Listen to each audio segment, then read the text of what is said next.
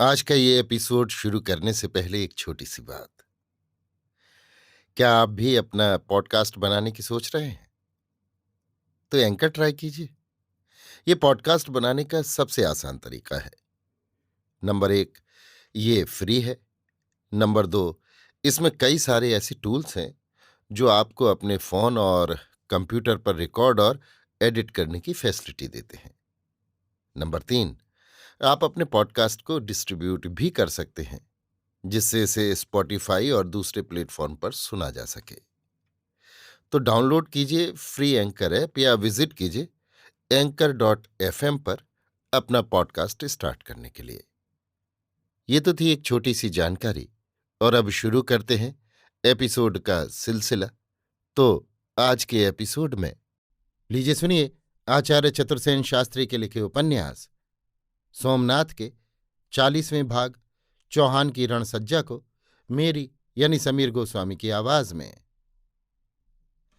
महाराज धर्म गजदेव ने अब बिना एक क्षण विलंब किए तुरंत युद्ध समिति की एक संक्षिप्त बैठक की। समिति में सांभर के ढूंढीराज, आमेर के दुर्लभ देव, बदनेर और देवगढ़ के ठाकुर सरदार और सोजत पाली के इलाकेदार मंडलेश्वर सम्मिलित हुए। सपाद लक्ष्य के महाराज की कमान में इस समय सब मिलाकर 60,000 सेना एकत्रित हो गई थी। इसमें 30,000 सवार, 8,000 धनुर्धर भील, 1,000 हाथी और शेष पैदल सेना थी। अजमेर से आगे गुजरात के मार्ग पर अरावली की पर्वत श्रेणियां प्रारंभ हो जाती हैं और ज्यों-ज्यों आगे बढ़ते जाते हैं दुर्गम वन पथ आता जाता है। नांदोल से आगे विकट वन है और उसके बाद दूर तक एक तंग घाटी में होकर मार्ग जाता है। उस घाटी के उस पार फिर खुले चौड़े हरे भरे मैदान और फिर आबू के मनोरम दृश्य नजर आते हैं। महाराज धर्म गजदेव ने आमेर के राजा दुर्लभदेव की बढ़ाई करके कहा, हे वीर, मैं तुम्हें सबसे पहले सबसे कठिन काम सौंपता हूं। गजनी के इस राक्षस को मैं भली भांति जानता हूं। इसने 16 बार भारत को आक्रांत किया है। मुझसे जहां तक बनेगा मैं इसे रोकूंगा, पर मुझे आगे का भी विचार करना चाहिए। सो तुम अपनी मीना राजपूतों की संपूर्ण सेना और 8,000 भीलों को लेकर सीधे नांदोल जाओ। वहां मेरा भतीजा अनहिल्य राज है। वो गुजरात के सोलंकियों का भी संबंधी है। वो तुम्हारी सहायता करेगा। सो तुम सब, यदि ये दैत्य कदाचित यहां से बचकर भी निकल जाए तो व्यर्थ युद्ध करके अपनी शक्ति नष्ट न करना। प्रत्युत इसे नांदोल के वन में घेर कर घाटी में ले जाना। वहां तुम्हारे भील, मीना और राजपूत इससे निपट लेंगे। चाहे जितना सैन्य बल होने पर भी वहां से इसका निस्तार नहीं है। इतना कहकर उसने युवक दुर्लभ राय की कमर में अपनी जड़ाऊ तलवार बांधी और उसे विदा किया। देवगढ़, सोजत और बदनेर के सरदारों को भी ऊंच नीच समझाकर उसके साथ ही आदरपूर्वक रवाना कर दिया। ये कर्मठ राजा सारी रात व्यस्त रहा। उसने अपनी सेना के कुल 3 भाग कर डाले।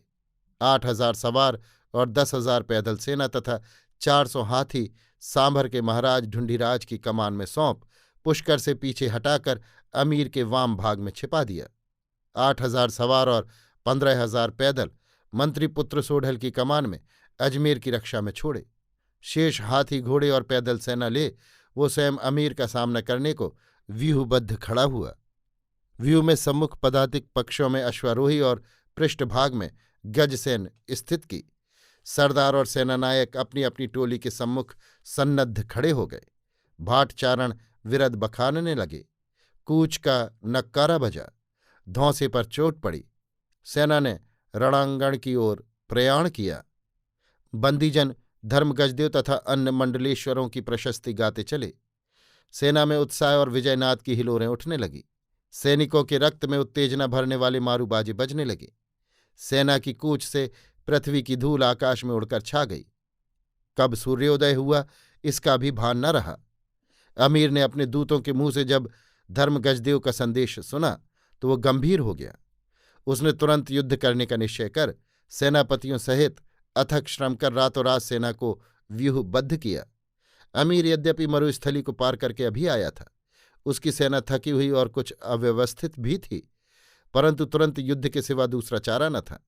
रात्रि के पिछले पहर अमीर एक चंचल अश्व पर सवार अपने सरदारों सहित एक ऊंचे टीले पर चढ़कर हिंदुओं की सेना की गतिविधि देखने लगा।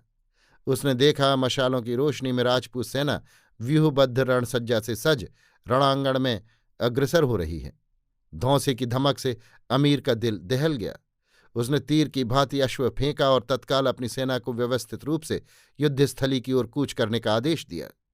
जिहाद के जुनून से उन्मत्त बर्बर पठानों और तुर्कों के दल बादल अल्लाहू अकबर का नाद करते आगे बढ़ चले। अभी आप सुन रहे थे आचार्य चतुर्सेन शास्त्री के लिखे उपन्यास सोमनाथ के 40वें भाग चौहान की रणसज्जा को मेरी यानी समीर गोस्वामी की आवाज में।